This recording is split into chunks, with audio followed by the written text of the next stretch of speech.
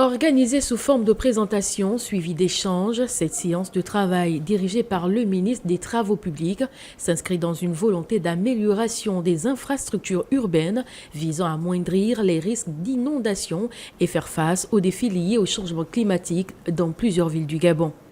Mise en œuvre depuis le 13 janvier 2026, en collaboration avec le ministère de la Planification et de la Prospective, à travers l'implication de la Commission nationale des travaux d'intérêt public pour la promotion de l'entrepreneuriat et de l'emploi, et avec l'appui de la Banque mondiale, ce projet va bien au-delà d'un simple programme. Il incarne un choix stratégique et politique majeur, celui d'anticiper et de maîtriser le développement urbain en vue du bien-être de nos populations, traduisant ainsi la volonté de son Excellence Brice Clotaire Oligui Nguema, président de la République, chef de l'État, chef du gouvernement, d'un développement équilibré des territoires au niveau national. Mesdames et messieurs, concrètement, l'OPEDUG a pour ambition de désenclaver et structurer durablement les quartiers, développer des infrastructures résilientes face aux aléas climatiques, apporter des réponses durables aux inondations,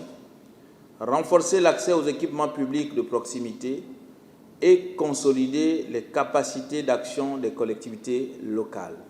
Outre la nécessité de répondre aux besoins des populations, ce projet aura également pour objectif de moderniser et embellir les localités les plus exposées aux incidences climatiques, notamment Franceville, Lambaréné, Koulamoutou, Oyem, Mouila, Ndende et les Bamba. Effectivement, nous avons été pris en compte au niveau de la province de Logoué-Lolo ainsi que d'autres provinces du Gabon en parlant du plan de développement urbain du Gabon.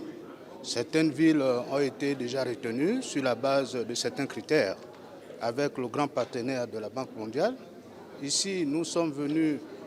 invités par le ministère des Travaux publics et celui de la Planification pour valider justement le PTAB dans le cadre de grands budgets pour l'exercice 2026. Nous avons vu qu'il y avait un certain nombre d'activités qui ont été retenues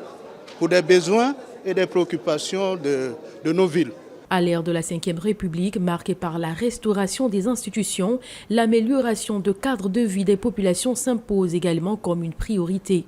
D'un coût estimé à plus de 8 milliards de francs CFA, ce projet financé par la Banque mondiale a été lancé le 13 janvier 2026 et s'étendra jusqu'en 2035.